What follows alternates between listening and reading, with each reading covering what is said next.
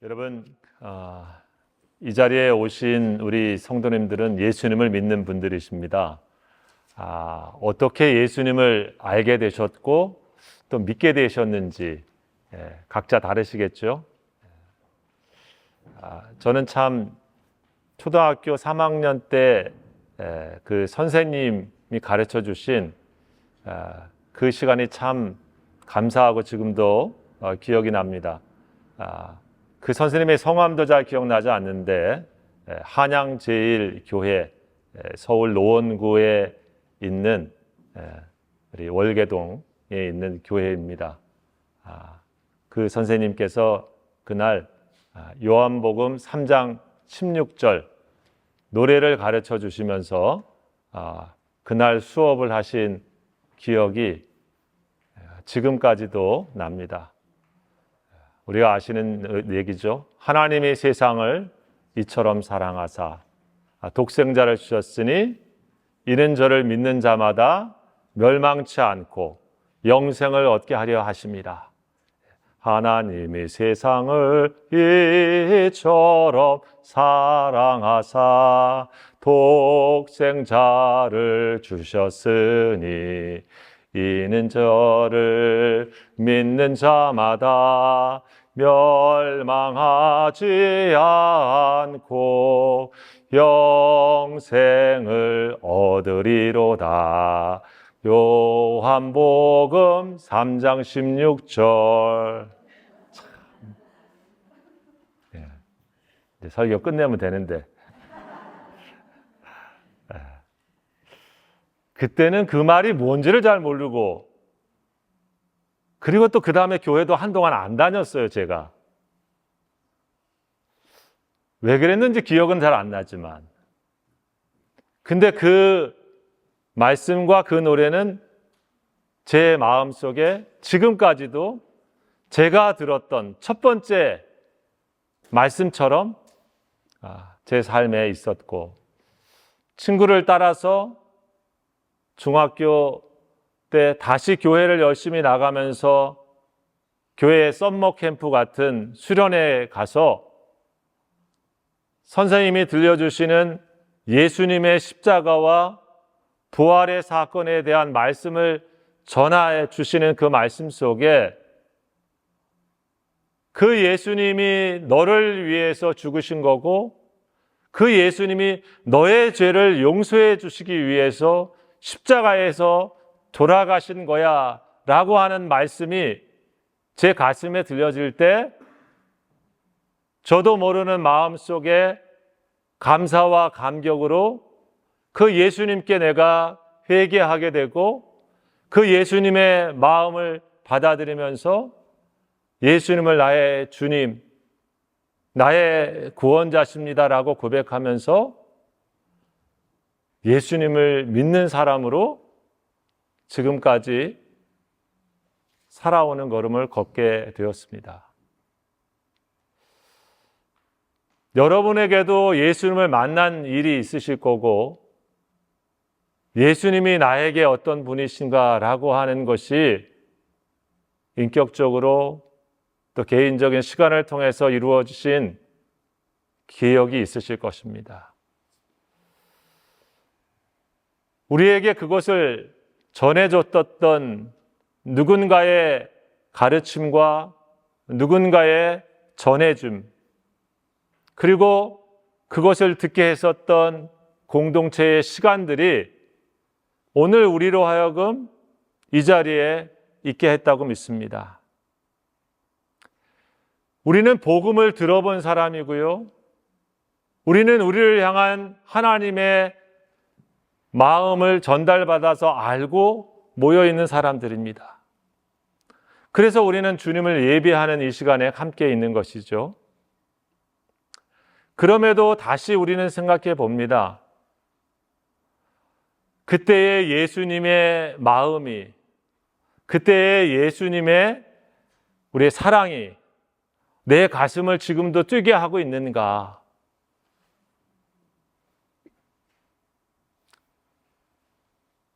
최수종 씨가 한국에서 제일 사랑을 잘하는 남편으로 알려져 있죠. 그 부인은 하이라 씨고요. 한 방송에 나와서 사회자가 방송에 나와 있는 부인인 하이라 씨에게 그런 주문을 합니다. 그냥 지금 전화를 한번 해서 얼마만큼의 시간이 흐른 다음에 최수종 남편이 사랑해 라고 말하는지 한번 해보세요. 어땠을까요? 전화를 걸자마자 하이라 씨가 최수종한테 전화를 거니까 첫 번째 말이 이런 것입니다. 사랑하는 부인, 어떻게 방송 다 끝났나? 사랑해 라고 말할 필요가 없이 매일 사랑하는 부인이라고 부르는 그 사람한테는 처음 결혼했을 때의 그 사랑의 뜨거움과 열정이 나이가 들고 애들을 낳는데도 지금도 계속되고 있는 거예요. 누군가에는 그게 특별한 일인 것처럼 이벤트처럼 해보려고 했지만 진짜 매일 그렇게 살아가는 사람한테는 그렇게 상대를 향한 고백이 삶이 되어 있는 거겠죠. 여러분, 복음은 한번 만나고 예수님에 대한 것에 대해서 우리가 알고 그 다음은 좀 잊어버린 다음에 교회에 와서 장로님 하거나 권사님 하시거나 아니면 저처럼 목사 노릇 좀 하다가 때 되면 하나님께 일로 와라 하면은 천국에 가는 그런 건 아니죠. 주님에 대한 사랑과 주님에 대한 감격이 그냥 옛날에 있었던 이야기로 끝나고 우리들에게는 그저 한 번씩 모여서 그냥 하고 그거는 전에 있었던 이야기처럼 지나가는 이야기로 우리들에게 있다고 하면 우리들은 다시 로마서를 들어야 될 이유가 충분합니다. 왜냐하면 사도 바울은 이 로마서를 쓰고 있는 이유 중에 하나가 그들이 이미 복음을 들은 사람인데 그들이 예수님을 아는 사람인데 그들에게 더 예수님을 더 알려주고 싶어서 오늘 성경에 보면 너희에게 할 수 있는 대로 복음 전하기를 원한다 라고 하면서 이 얘기를 쓴 거거든요. 아마도 로마에 있는 그 성도들에게 더 진한 사랑을, 진한 복음을, 더 정확한 예수님의 복음을, 더 확실한 예수님의 복음을, 그리고 그들의 삶을 움직여가는 예수님의 복음으로 전하고 싶어서 이 로마서를 쓰고 있다고 우리가 이해할 수 있는 것이겠죠. 여러분, 지난 시간에 그래서 사도 바울이 이 로마서를 시작하면서 첫 번째 왜 쓰는지, 또 쓰고 있는 나는 누구인지, 그리고 이 편지를 받고 있는 이 로마 교회는 어떤 사람인지 이렇게 얘기했습니다. 중요한 것은 한 번 더 반복을 해야 돼서 사실은 오늘 우리 둘째 아이가 안 왔는데 농구 시합이 있어서 걔가 좀 더 들어야 될 내용인데 왜냐하면은 지난번 들은 걸 이해를 못했을 것 같아가지고 하지만 이해를 하신 분도 중요한 것은 반복하는 거니까 사도 바울이 사실 이 서론이 되게 중요한 이유는 왜 쓰려고 했는지 뭘 쓰려고 했는지가 확실하지 않으면 중간에 가다가 그냥 헤매고 맙니다. 그러기가 쉬워요. 그래서 사실 한 번 더 말씀드리는 거예요.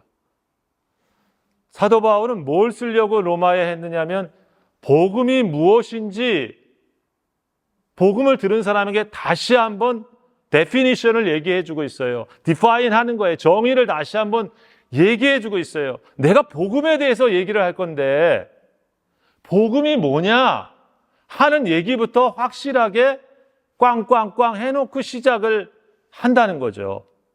자, 그래서 여기 질문. 우리 태연이가 있는데 그럼 복음이라고 하는 말이 뭘까? 아빠 묻지 마세요. 잘 몰라요. 모를 것 같아서 제가 써왔어요. 우리 여러분 다 알지만 복음이라고 하는 말은 한자어로 복된 소식이죠. 복된 소식, 쉬운 말로 기쁜 소식. 두 번째, 잘 이해할 수 있는 영어 굿뉴스라고 하는 단어의 말입니다. 우리 그래서 가스펠 쓰죠. 가스펠이라고 하는 말도 같은 말. 헬라어의 원래 말은 그래서 유앙겔리온이라고 하는 여기 원래 헬라어 말을 그렇게 번역한 것이죠. 뉴라고 하는 건 좋다. 겔리온 이거는 뉴스, 좋은 뉴스.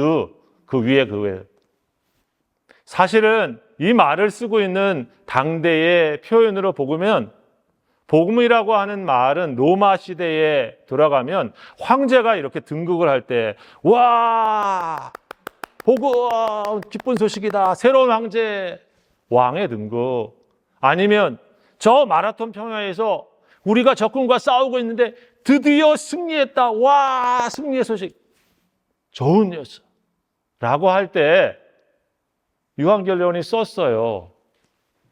그런데 사도 바울이 이 복음을 얘기하려고 하는 것은 뭘까?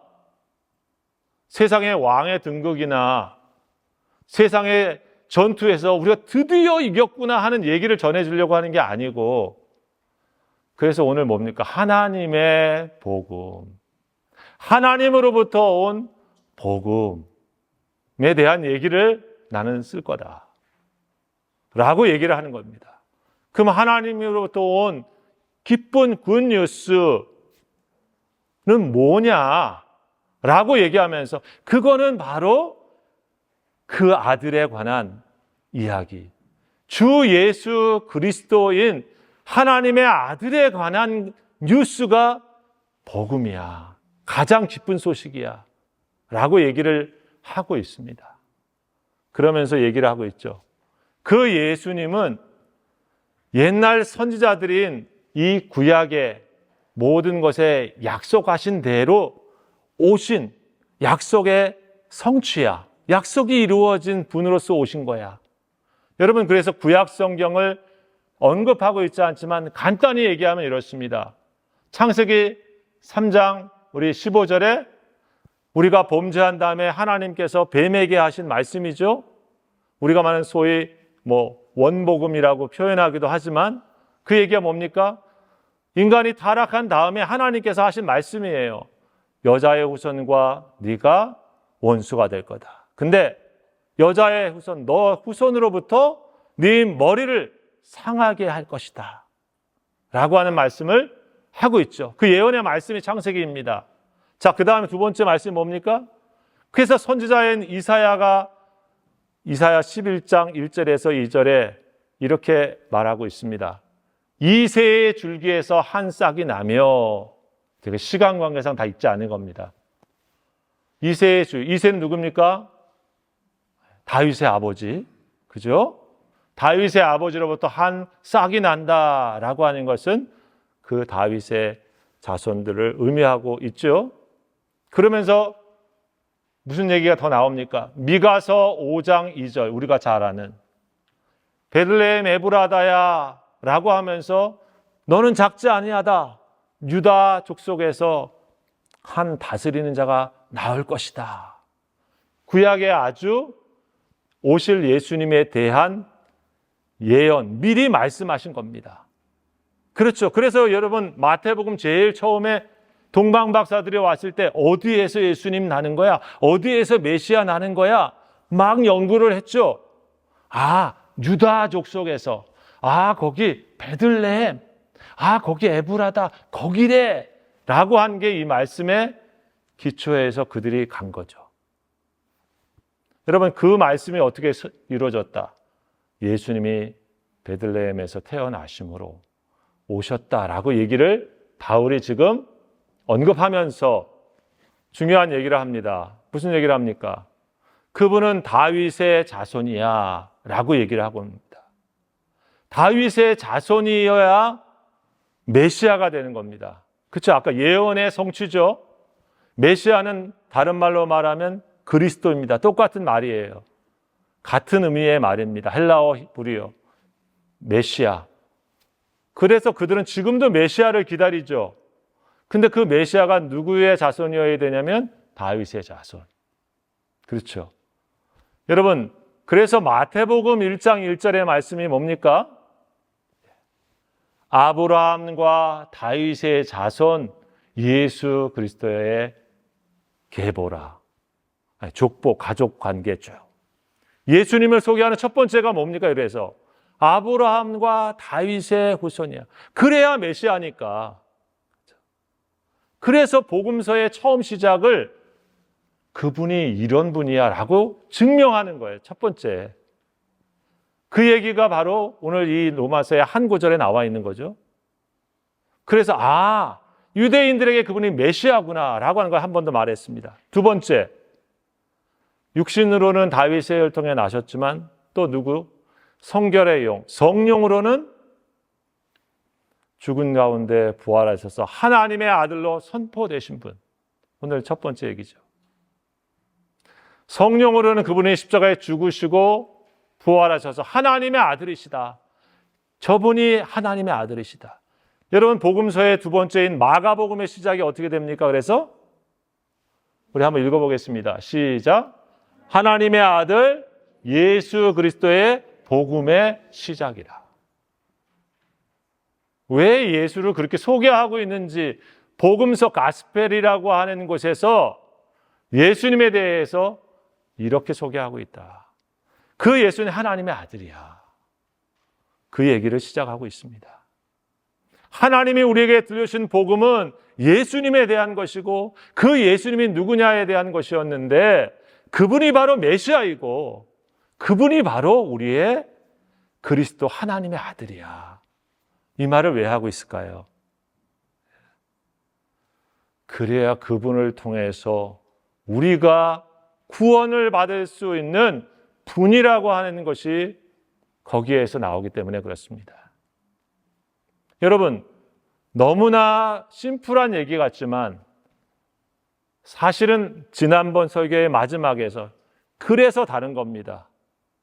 유대교하고 다르고 이슬람하고 다른 이유가 예수를 주님으로, 예수를 메시아로, 예수님의 하나님의 아들로 믿고 그 안에서 구원의 길을 가는 사람들이 기독교인인 것이고 거기에 구원이 있다고 믿는 사람들이 여기 교회인 것이죠. 여러분, 오늘 그래서 바울은 그렇게 예수님이 바로 우리들에게 하나님이 보내신 굿뉴스야. 이분을 통해서 우리들이 바로 구원자이신 메시아를 알게 되는 것이고 우리가 하나님을 알게 되고 우리가 구원을 받을 수 있는 거야. 이 얘기를 하고 오늘 두 번째, 그러면서 다시 무슨 얘기를 합니까? 로마에 있는 성도들에게 이렇게 얘기합니다. 이 복음은 믿는 자에게 능력을 주시는 하나님의 방법. 즉, 이 복음에는 하나님의 능력이 있어. 복음은 능력이야. 이 얘기를 두 번째 하고 있습니다. 여러분, 복음이 무엇이냐라고 하는 것이 우리들의 마음속에 예수가 나의 복음인 것을 알아야 예수에 대해서 관심을 갖죠. 두 번째, 예수님이 복음이라고 했는데 복음이 그 능력이다라고 했습니다. 여러분, 이 능력이라고 하는 말은 헬라어의 두나미스죠. 두나미스. 다른 말로 말하면 권능입니다. 힘입니다. 여러분, 무거운 것을 들려는 힘, 근력도 힘입니다. 법정에 가서 나를 변호해줘야 될 지식을 가지고 얘기하는 변호사가 갖고 있는 그런 지식도 사실은 힘입니다. 지식의 힘이죠. 하지만 여기에서 말하고 있는 권능은 무엇입니까? 그 지식의 힘, 우리가 말하는 육신의 힘, 다 필요한 것이겠지만 그것이 당신을 구원할 수 있는 그런 힘이냐라고 우리가 질문한다고 하면 당신의 영혼을 죄에서 해방시키고 당신을 하나님의 나라에 이르게 하고 당신을 하나님의 자녀가 되게 하는 힘이 거기에 있느냐라고 질문한다고 하면 그것은 필요한 힘들이겠지만 거기에는 그 힘이 없습니다. 여러분, 그래서 오늘 사도 바울은 말하고 있는 거죠. 하나님의 복음이 되신 주 예수 그리스도 안에 그 힘이 있다. 그 권능이 있다. 그 힘은 무엇이냐? 오늘 말씀에 보면 구원하는 힘이다. 그를 건지는 힘이다라고 하는 것입니다. 여러분, 제가 혹시 그런 일이 없기를 바라지만 제가 혹시 암에 걸렸다고 생각해 보십시다. 저에게 간절한 가장 필요한 것은 무엇이겠습니까? 우리 권사님이 맛있는 음식을 해주는 것도 좋겠고, 우리 집사님이 목사님 힘내세요 위로해 주시는 것도 귀하겠지만 당신의 병을 고칠 수 있는 약이 저기 몬트리올 거기 있는 병원에 있답니다. 그 의사가 그 약을 당신한테 갖다 주면 이 암을 고칠 수 있답니다 라고 하는 것만큼 나에게 간절한 것이 무엇이겠습니까? 그렇죠? 여기 이 말씀은 이런 것입니다. 인간의 왜 복음이 능력이 되는가? 그것은 구원하는 힘이 거기에 있다.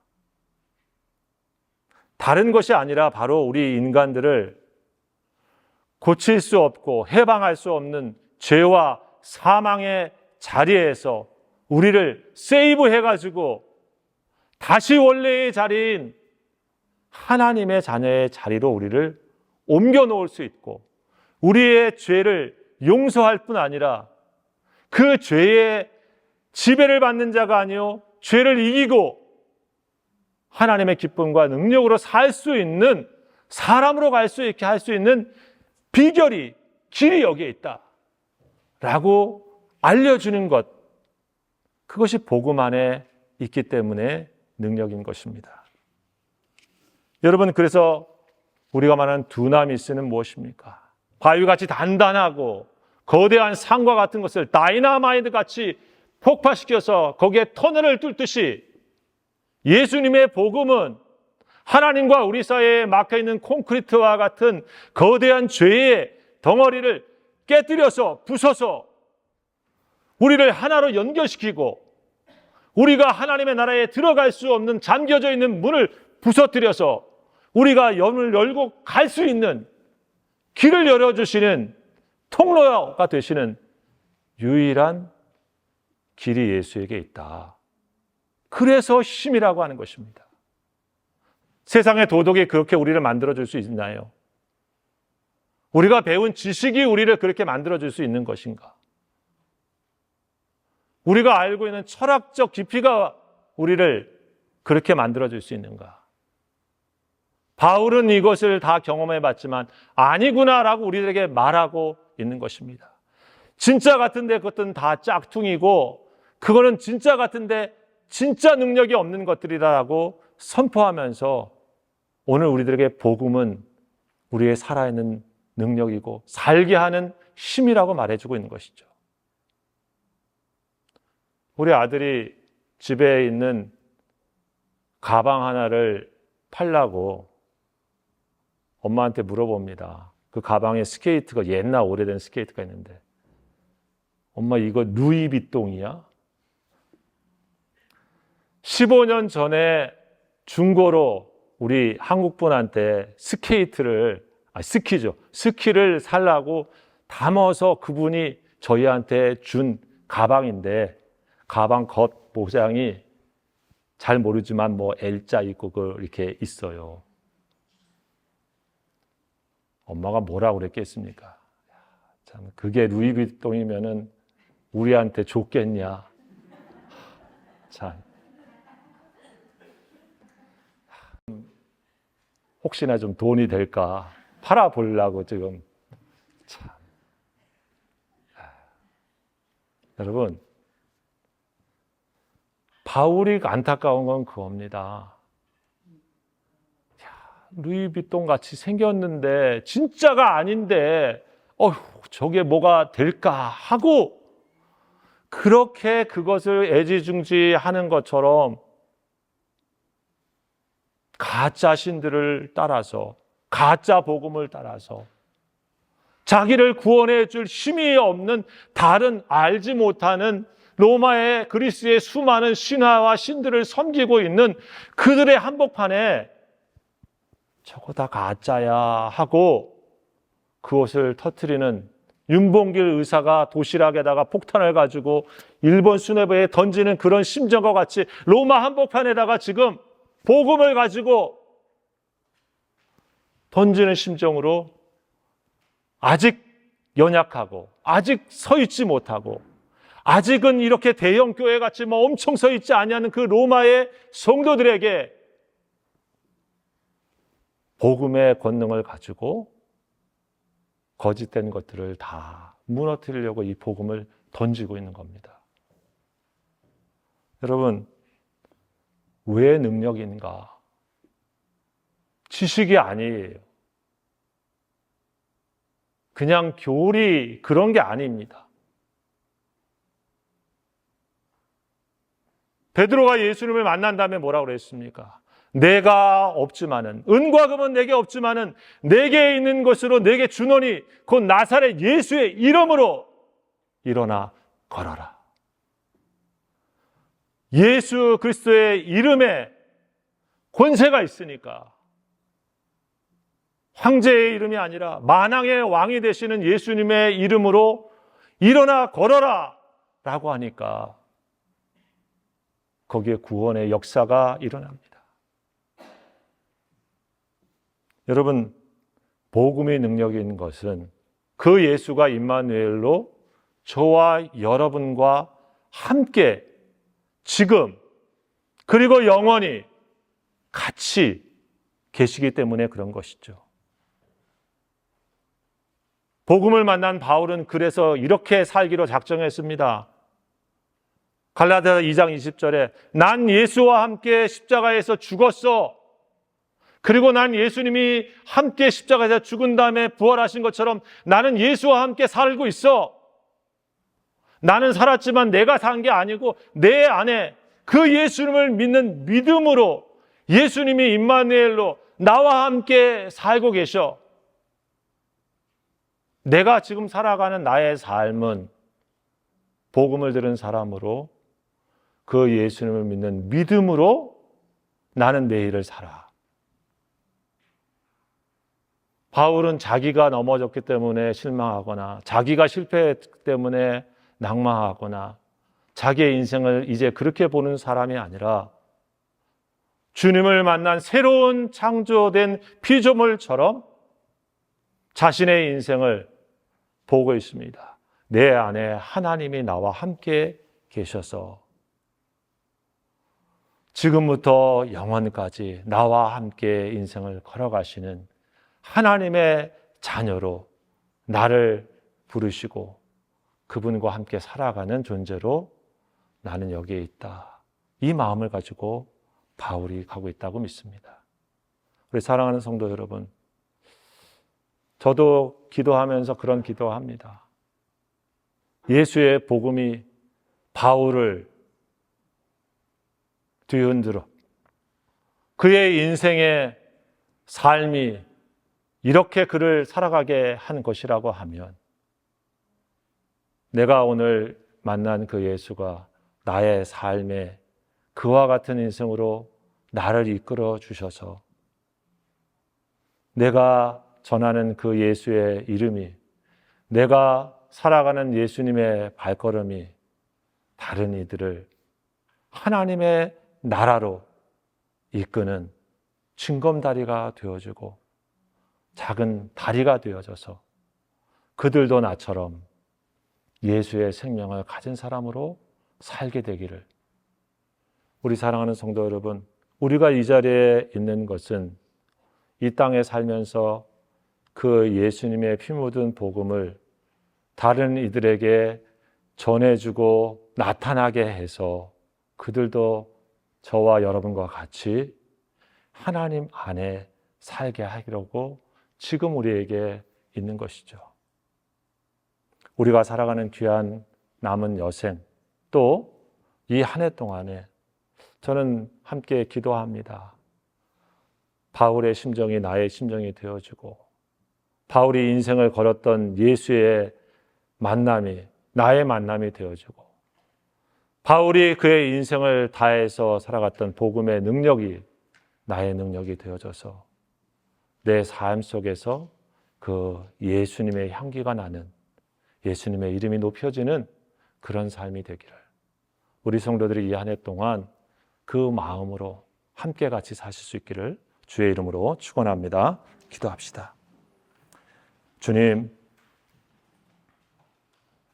다시 예수 그리스도의 복음을 성령 하나님께서 임하여 주셔서 우리 마음에 들려주시고 새겨주시고 흔들어 주셔서 우리에게 복음 안에 있는 하나님의 깊고 깊은 사랑과 깊고 깊은 하나님의 열정이 우리의 심령을 새롭게 해 주시고, 그 감격과 그 기쁨이 우리의 삶에 있는 고난과 어려움과 역경과 모든 환난 앞에서도 우리를 쓰러뜨릴 수 없는 하나님의 능력이 되어서 예수 그리스도의 이름으로 매일매일의 삶의 자리에서 주님을 따라가는 저희 모두가 될 수 있도록 함께하여 주옵소서. 예수님의 이름으로 감사하며 기도하옵나이다. 아멘.